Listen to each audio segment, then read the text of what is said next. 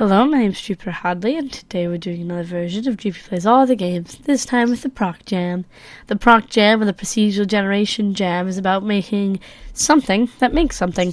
These are not all necessarily games. Some of them are tools or asset packs or other things, but I'm going to be checking out everything that was entered into this jam for about a minute each. Links to the individual games in the description, so you can check them out further. About 10 per video. All my info will also be in the description, so you can check me out on social media and see my stuff as well. This video, as always, is brought to you in part by the lovely people on Patreon who support me so I can continue to do all of this and record all of this. If you want to support me, there's a link to that too. At the end, I'll probably have an article of my favorites. Thank you very much for watching, liking, and commenting. Next. We're playing Procedural Space VR. I'm going to play it not in VR, despite it being in the title, because I don't have a VR. Ooh, this looks interesting, though. I'm liking how colorful these sort of waves are. I'm not sure if I'm just meant to explore or what really. Ooh, okay. Look at turning blue. That's supposed to do something with information. Maybe I need to click. Pause it. Oh, sorry, I meant to right click. Oh, I can't read that though. Alright, so the name of this planet is Silixan 35. Its age is 3,330 millennia, and it has 2 planets. Alright, some of these are going to be very hard to say.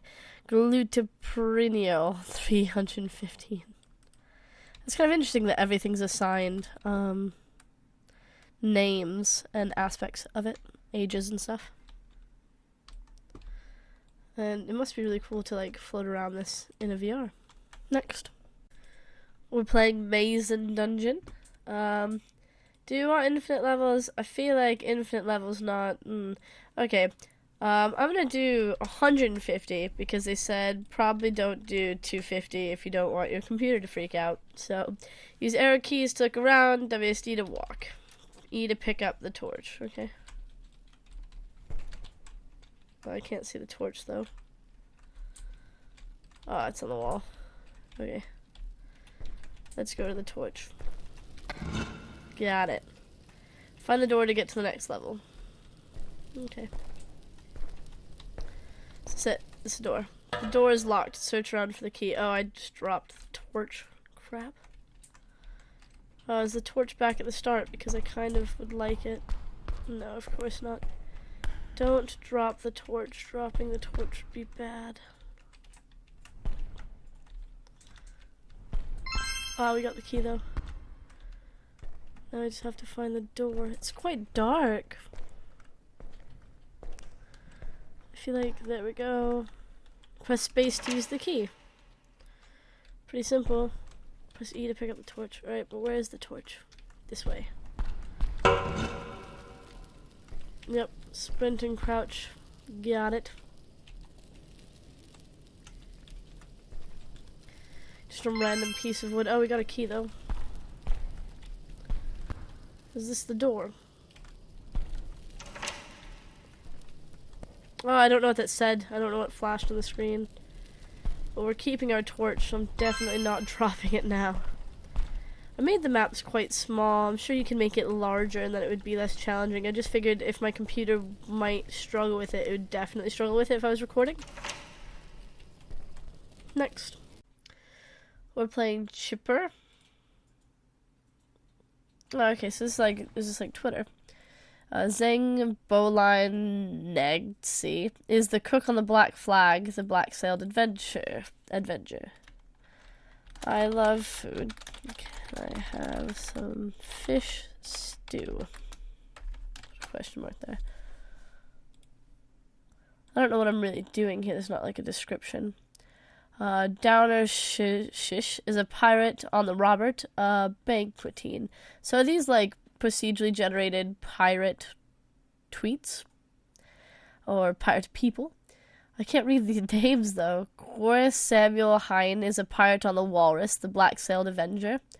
Gallant Shish is a carpenter on the Ranger, a square-rigged brig.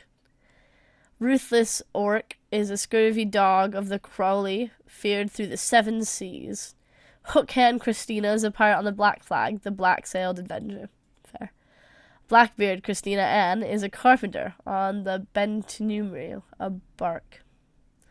Well, they're quite interesting. Quite interesting little descriptions. Next. We're checking out Morphnet. Now, you have to upload pictures and then kind of morph them together. Sure, I'm going to pretend that's not so squished. So, I've got the pictures that they've basically, I don't know, picked. Like, they have like a blog post, the developer of this has a blog post on sort of how this works. And there's some images that obviously won't work, and there's some images that will work. I wish you also had a clear background, but sure. How do I do it, though? Image 1, image 2. Offset. I don't know. Ooh, okay. Image 1.1, image 2. So it kind of blurs the first picture and then sort of makes the second picture appear. I don't really know how to sort of describe this, and there's a lot of reading that I need to do to understand it.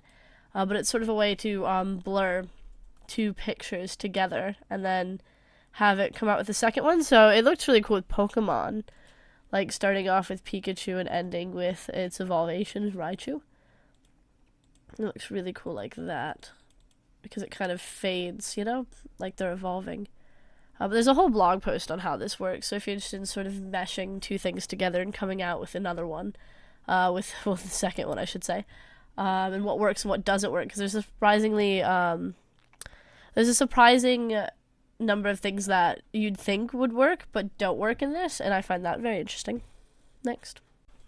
We're playing Groove Pilot. Let's look at the controls. I don't know, classic. Casual feels a bit better. Yep, I'm gonna put casual on. This looks quite cool with the sort of ships in the background. The question is, what am I doing? Probably getting to like these planets. Yeah. Alright, so that gave us more energy. Well, fuel, I should say. That gave us more fuel as well. I'm liking the sounds.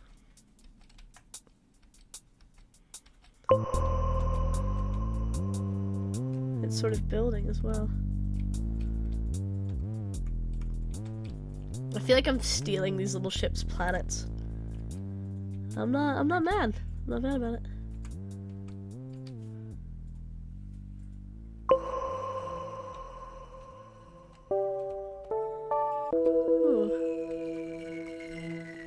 That's a nice note.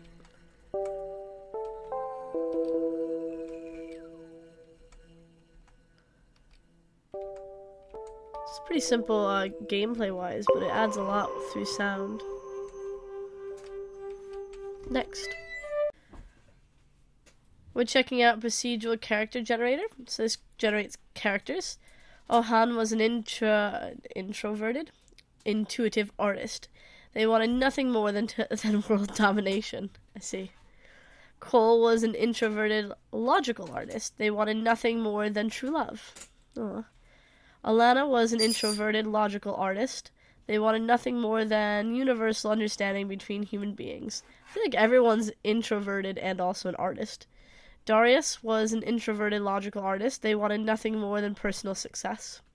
Cole was an introverted, intuitive business person. Okay, so not an artist. They wanted nothing more than personal success. I hope they got it. Camden was an introverted, intuitive scientist. They wanted nothing more than an infinite bowl of ice cream. Well, at least they're a scientist, so maybe they can create that. And sorry about the squeak in the background, it's just Kiwi. Ohan was an introverted, innovative scientist. They wanted nothing more than world domination. Next. We're checking out Procedural Terrain. I don't think that I can actually interact with this. However, a box, I'm going to refresh it, a box sort of fell and then floated against what I guess I would call waves, but might not be waves, and then fell off the screen. I didn't think it would take this long to load. There we go. So that box sort of fell, and then you get to watch it get whisked off the screen. Yeah, I guess it doesn't look like, it looks more like terrain and not like waves when you look at it. But it's sort of just generating all of this. There's no actual instructions on how to interact with it, but there is the tutorial it's based off of, so if you wanted to recreate it, it links back to the tutorial where you could make it yourself and then make some terrain. I don't know, it's quite interesting to see the shapes it makes. I wonder how similar these sort of terrain generators are to, like, land, because to me, land doesn't look like that. Land looks more flat most of the time. But I'm not sure if land actually is flat. Does that make sense? Maybe, depending on the size of this, it would seem flat. Next. We're checking out Radial Lines. So this is a partial recreation of a level on the game engine. On the game Angar. So these are sort of like... These remind me of like fireworks or snowflakes. So it creates different visual patterns. And we can also rotate it. Okay.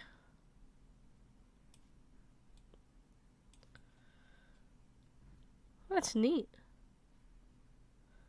Kind of like seeing it from different angles as well.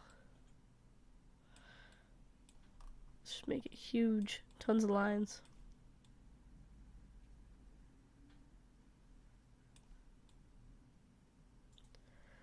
Huh. I'm not sure what you'd do with this, but it's very interesting. Next. We're checking out an alien name generator. I'm going to probably butcher some of these names, but that's okay, because they're aliens. Rosev? Sure. Kruv? What's 3? Mok. Oh, so these are like the number of letters. 7. Jwalkup. Let's do random. Hood. Just a bunch of aliens named Hood. Ag. Aldef. Vel. I don't know how to pronounce these. I don't have enough vowels. Rek. Just aliens named Rek. Dwin. Gwai. Gusen.